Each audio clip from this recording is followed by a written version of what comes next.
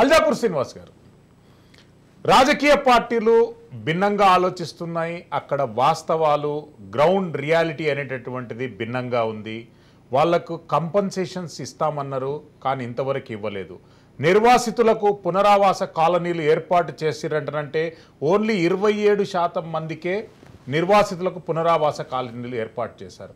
మిగతా వాళ్లకు ఏర్పాటు గురించి రాజకీయ పార్టీలు ఒక ఉద్యమ ధోరణి ఫుల్ ఫ్లెడ్జ్గా కనిపించినటువంటి దాఖలాలు ఎక్కడ కనిపించలేదు.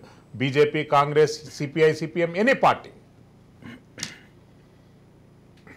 అంటే ఇక్కడ అధికారంలో లేని పార్టీలకు ఏం బాధ్యత ఉండదండి. కేవలం ప్రభుత్వం దృష్టి తీసుకెళ్లేటువంటి ఒక పని చేయగలుగుతాం. కానీ ధిక్కార స్వరం వినిపించవచ్చు కదా ప్రతిపక్షాలు కూడా. ఓన్లీ నిర్వాసితులు తప్ప రాజకీయ పార్టీలు ఉద్యమ ధోరణి పట్టినటువంటి దాఖలాలు ఎక్కడ కనిపించలేదు. భారతీయ జనతా పార్టీ తరఫున అండగా నిలబడేది భారతీయ జనతా పార్టీ నిర్వాసితుల కోసం. రిట్లలో మేము ఇష్టం, రఘునందరావు ఇస్తారు, మా పార్టీ యొక్క లీగల్ సెల్ వాళ్ళు ఇస్తారు. చూడొచ్చు, మీరు రికార్డు చూడొచ్చు. మేము కొట్లాడితే కొన్ని ఆగినాయి అక్కడ. కానీ ప్రభుత్వానికి ఇవన్నీ కూడా తెలిసి, ఆర్థిక స్తోమత లేదని తెలిసి, వాళ్ళకి ఇబ్బంది అయితే తెలిసి, ఇవ్వలేమని తెలిసి, కంపెన్సేషన్ కూడా 1:3 ఇవ్వాలా, 3 times ఇవ్వాలనే చట్టం ఉన్నప్పటికీ ఫిజికల్ గా గ్రౌండ్ రియాలిటీ ఏమన్నా 1,00,000 ఉంటాయా, 2 లక్షలు ఉంటాయా ఎకరానా? ఈ కాలంలో 2, 3, 4 లక్షలకు 5 లక్షలు ఎకరం దొరుకుతుంది ఎక్కడన్నా? కానీ ప్రభుత్వం గొప్పగా సర్కారు సిటీ చుట్టూరా ఉన్నటువంటి 20-50 కిలోమీటర్ రేడియస్ లో 1 కోటి, 1.5 కోటి, 10 కోట్లు, 50 కోట్లు, 100 కోట్ల రేట్ గొప్పగా చెప్పుకుంటుందే.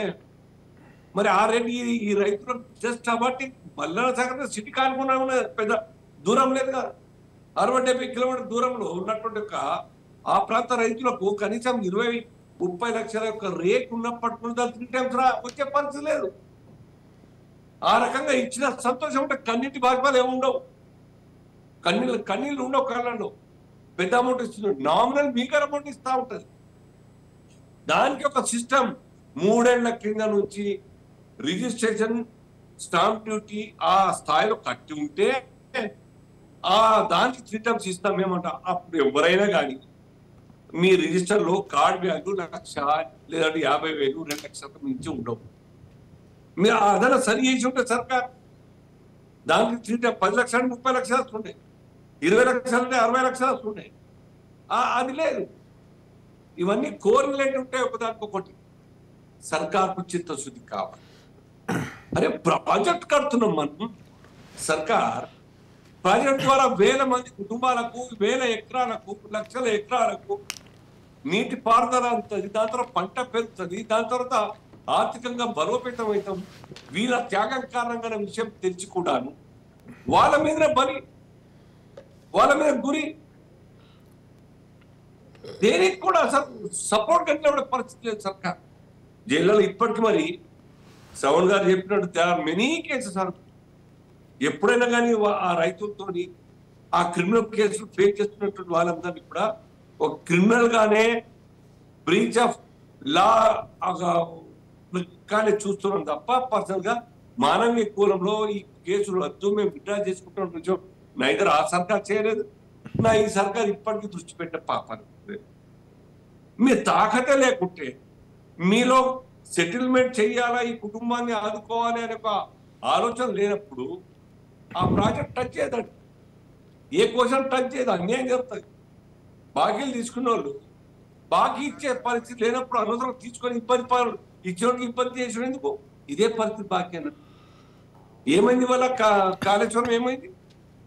ఎంత గొప్పగా మాట్లాడుతున్నారు. ప్రపంచం మొత్తం నివ్వెరపోయేటట్టుగా దేశాలు కదిలొచ్చు చూడడానికి దేశంలోని రైతులంతా కూడా ఎక్స్పర్ట్స్ అందరూ వచ్చి చూస్తున్నారని చెప్పినారు. ఏమైంది? 1 lakh crore డబ్బంతా కూడా వృధా అయిపోయింది మనం చూస్తున్నామా? మరి ఇప్పుడు కేసీఆర్ గారు గొప్పగా మాట్లాడు, కేటీఆర్, హరీష్ రావు గారు ఇవే బస్సులు ఆనాడు నింపి తీసుకపోయి చూస్తురుగా ఎగ్జిబిషన్ లాగా, నుమాయిష్ లాగా. ఇప్పుడు చూస్తారా? దమ్ముందా? ఆ రైతుల యొక్క కట్ట నీటిని తుడిచే ప్రయత్నం చేస్తారా? నైదర్ ఆ ప్రాజెక్ట్ పనికి రావడం లేదు, ఉన్న నీళ్ళని పంపించే పరిస్థితి, దానికి రిపేర్ చేసే పరిస్థితి లేదు. నా ఇక్కడ రైతులకు అంత ఆదుకునే పాపాన పోలేదు, నా కేసులు ఏం క్లోజ్ అవుతలేవు. ఇది కనీసం ఇప్పటికైనా ఈ సర్కార్ బాగా కేసీఆర్ సర్కార్కు వ్యతిరేకంగా మనం అందరం మాట్లాడు తప్పు లేదా అక్రమాల్ని అభివృద్ధి మొత్తంగా కూడా మాట్లాడినాం.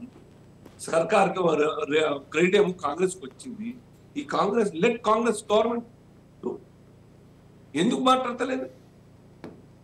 అరే వాళ్ళ నిజంగా కూడా న్యాయంగా అందాల్సినటువంటి యొక్క సపోర్ట్ అది కూడా చేయకుంటే ఇంకెప్పుడు చేస్తారు? ఇప్పుడు ఏం చేస్తారు? ఏం మీ నైతికత ఏముంటుంది?